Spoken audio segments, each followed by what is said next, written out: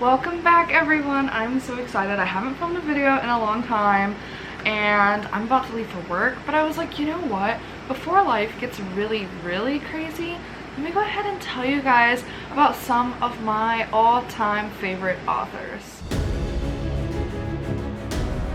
So I've been debating doing this video because I have been reading, but nothing has been cohesive enough to make a video about. I've just been reading, okay? I recently have gotten into the Dungeon Crawler Carl series by Matt Dinniman and I'm obsessed, okay? But I don't have a lot more to say other than I just freaking love it and feel like I'm on drugs reading it, okay? So if you guys haven't read it and you want to talk about talking cats with laser eyes and dinosaurs with pink feathers and drug dealing llamas, then you should totally read the series. It's really great. But other than that, I have not had a lot of reading that would just fit for a good video, I think. So today instead, I'm going to talk to you about some of my favorite authors. And most of these are ones I feel like that have been favorites for a while now.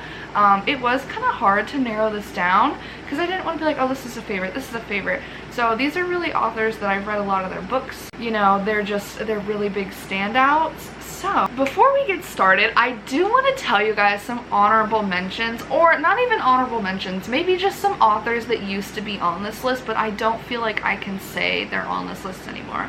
Number one is Eric LaRocca. I loved Eric LaRocca, right?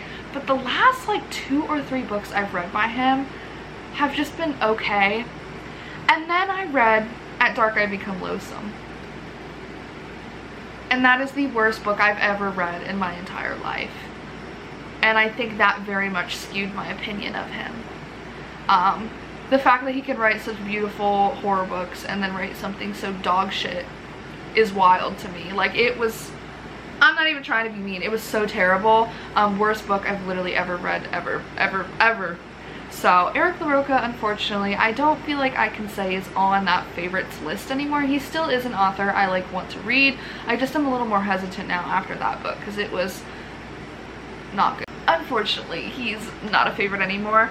Another one that, there's 2 that I feel like should be on this list, but I'm not putting them on this list because I've never read anything else from them. Number 1 is Anna Todd. The After series by Anna Todd is one of my favorites, if not my favorite romance series of all time, okay? I have it tattooed on my shoulder, and some of you may giggle. It was originally a fanfic. I understand that, but I love those books. I read them probably at a time and an age when I shouldn't have been reading them, but I reread them multiple times and then they got published, and I love that when she published them, nothing really changed. I would know, I was a super fan. I read the books I think I've read them total 8 times through. And that's crazy because they're chonkers if you have them physically or have read them. They're thick books, but I love the story between Hardin and Tessa. I love the toxic romance, okay? I really only read romance if it's heartbreaking and toxic, and that series is just amazing. But I don't feel like I can put her on a favorite writers list because I've never read anything else from her, and even those books I haven't read in another 2 years. I'm due for a reread, I really am, but they make me depressed when I read them, so I need to be in a really good mindset before I shoot down the dumpster, right? So I just don't feel like I can put her on that list right now. Another one that I feel like is controversial, I have been a super fan and a real fan since 2015, is Sarah J Maas. And I say 2015 because that's when ACOTAR came out, A Court of Thorns and Roses. I feel like there was a really big hype with her in the last couple years, and people started making it to be like fairy porn and saying all these things about it and really just dissecting it. But it's at the end of the day, when I read it, it was an amazing series. I love ACOTAR. I really liked it. I wasn't looking too in-depth. Have I read better things since? Probably, but they're so good. And the reason I can't put her on my favorites list is because I still have yet to read the Throne of Glass series and the Crescent City series, alright? Come at me, I know. I'm planning on doing it. I just haven't. I wasn't a super big reader growing up, believe it or not, so ACOTAR is kind of that's what turned the tide for me in adulthood, alright? I started reading that in high school, and it kind of, as I got older, I just loved reading again. So Sarah J Maas is also one that I feel like I can't put on this list because I need to read more from her, and I need to revisit ACOTAR. It's been years So the last one I feel like is simply just because I have not read enough from them is Pierce Brown, the Red Rising series. I read Red Rising this year and it just blew my mind. It was absolutely beautiful, amazing. I feel like it's going to be an all-time favorite series for me, but I haven't read the whole series, so until then, Pierce Brown unfortunately is not going to be on that list. So we're gonna go ahead and start with more like my fantasy type authors. A new favorite for me as of this year is Nnedi Okorafor, okay? I'm just gonna have like a book or so to like represent the author. I actually have not read this one by her yet, but I did read 4 of her books back to back to back, and I just think that she has some of the most amazing worlds, and it's just so unique what I have read. She is a Nigerian writer. She writes a lot of what they call Afrofuturism, so a lot of her stuff is like futuristic Africa, and it's just stunning. Like, I really don't know what else to say other than I need to own all her books. So I do own another, I think I own 2 more by her that I need to read, and then I need to complete a couple series, but I have read quite a few of her books, and she quickly jumped on that favorites list. Another author, this one's kind of not a surprise if you've watched any of my videos. I feel like I usually mention her quite a bit, but I like to call her my queen, and that's N.K. Jemisin. I know most people are more familiar with the Broken Earth series, and that's the 5th season, but I actually fell in love with her through the Inheritance trilogy. I love this. This is all 3 plus the novella in one, okay? So it looks menacing, but it's not, I promise. These books are so good. I've actually reread them twice, and I don't usually reread. This is godlings and gods and political high fantasy, and it is just the most amazing storyline, and it's not romantasy and it's not smut, okay? It's just so good.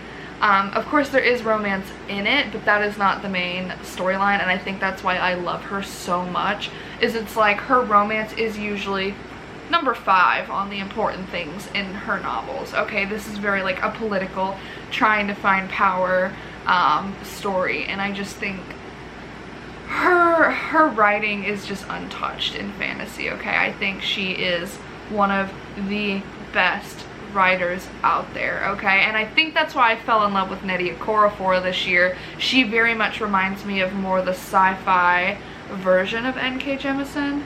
They both write just absolutely stunning. They're just beautiful. So yeah, N.K. Jemisin is, I would say, my favorite fantasy author of all time for right now.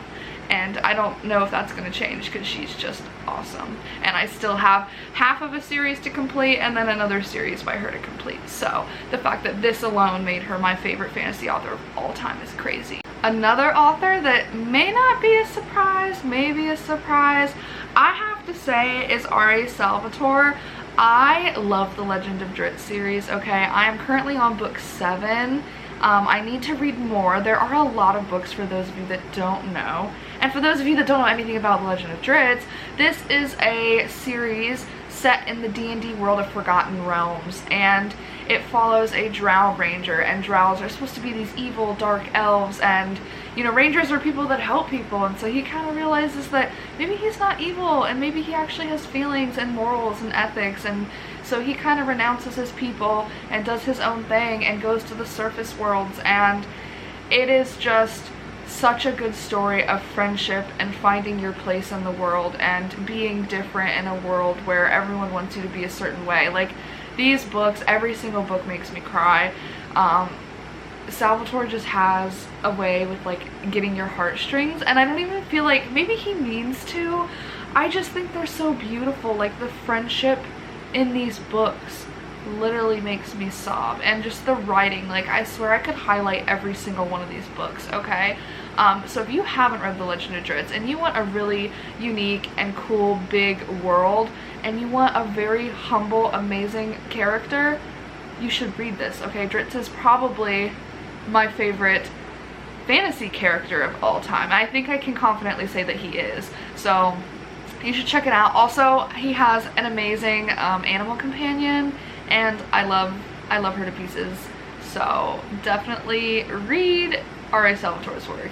Alright, the like last specifically fantasy favorite author I have is, this is actually no surprise, Rachel Gillig. Okay, I've read all 3 of her books, and the second one to this comes out so soon, and I need it right now, okay? But I've read all her books. She is more of a romantasy writer, but I feel like even so, her romantasy is not smutty, it's not overdone, it's just beautiful. She has some of the most beautifully written gothic fantasy stories, okay? And gothic being the key word. She writes and it makes you feel like you belong in a different time era. Like, I feel like I need to be in a giant ball gown running through a dark, dreary Scottish forest castle, like whatever, okay? Her writing is just so atmospheric, and I can tell you, especially in this series, the magic system is so unique. I've never seen anything like it. It's card magic,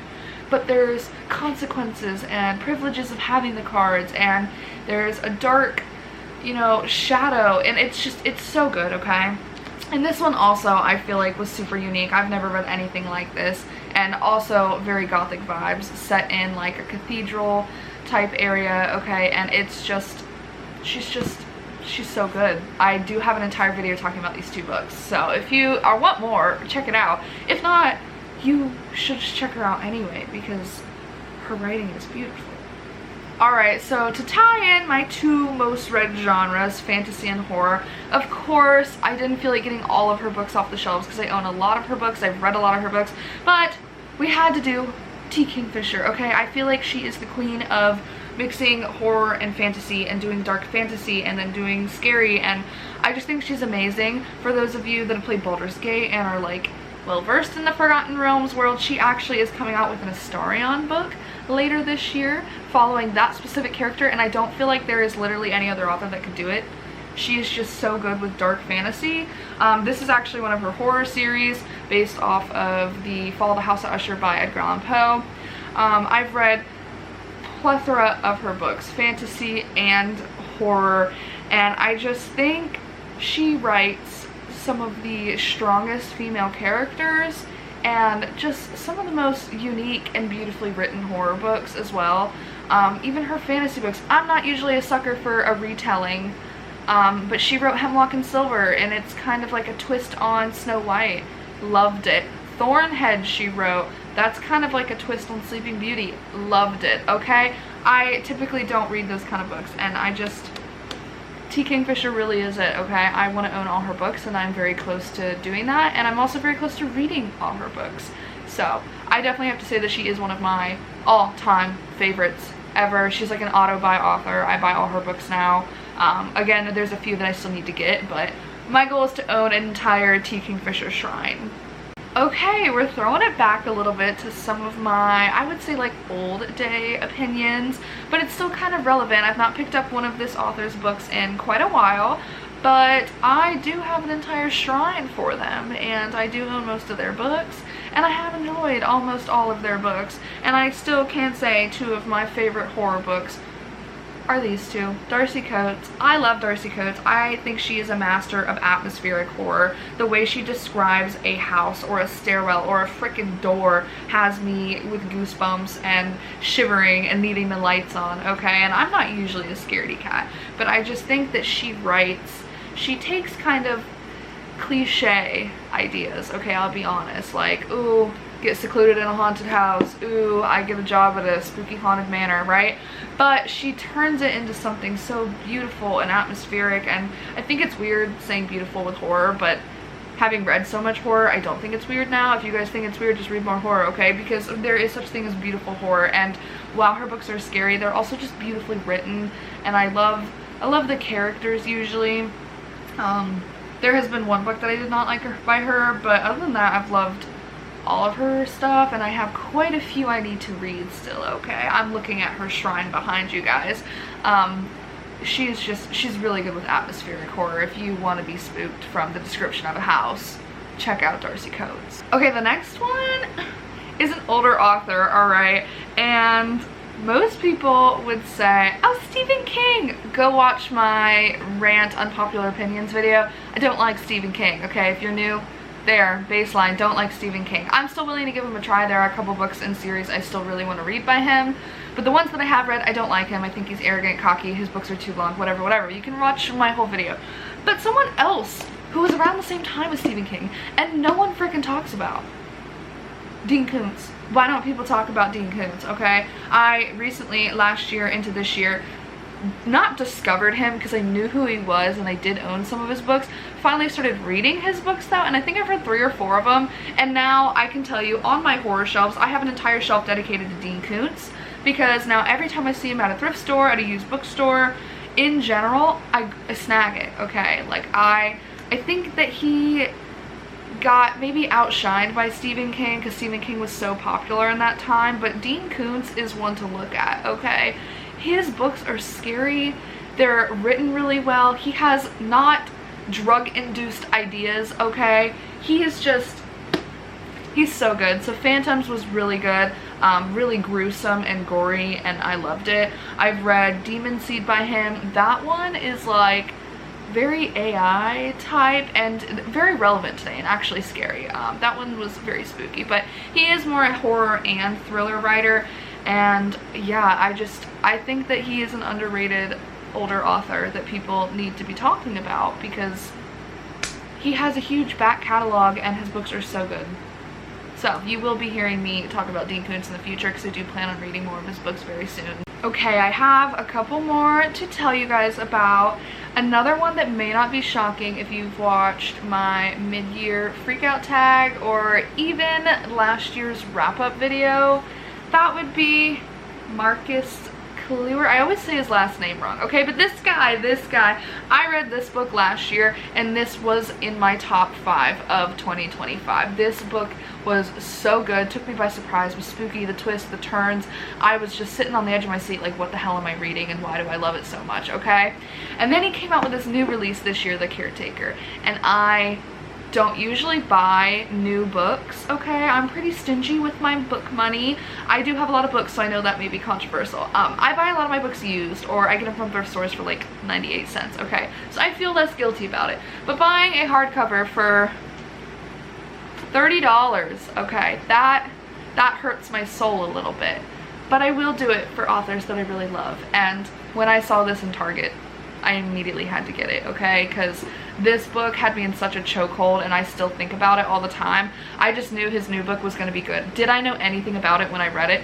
Absolutely not. But did I immediately love it? Yes. I read this so fast. I think he has these wild ideas. He's so good at writing eerie, creepy scenes and making you really second guess the sanity of the storyteller. You're just like, is this true? Is it not true? This book especially, and this book a lot, okay? They're both so good.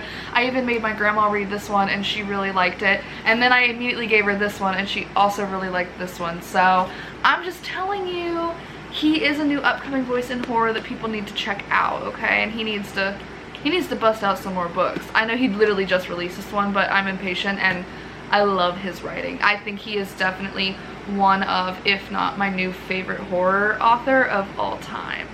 Alright, the last author I want to talk about is more of a thriller writer. He does dwell on the border of horror, but that is Riley Sager, and I feel like this is controversial. I feel like I've seen a lot of people hate Riley Sager or they love him. Now, he does have, I think, 8 or 9 novels, and I have read, I think, 4 of them. Alright, and I am in the middle of one now, and I can tell you the one I'm in the middle of now is a little bit slower. I'm not as interested, which is a shock for me because I read The Only One Left, I've read Lock Every Door, I read Home Before Dark.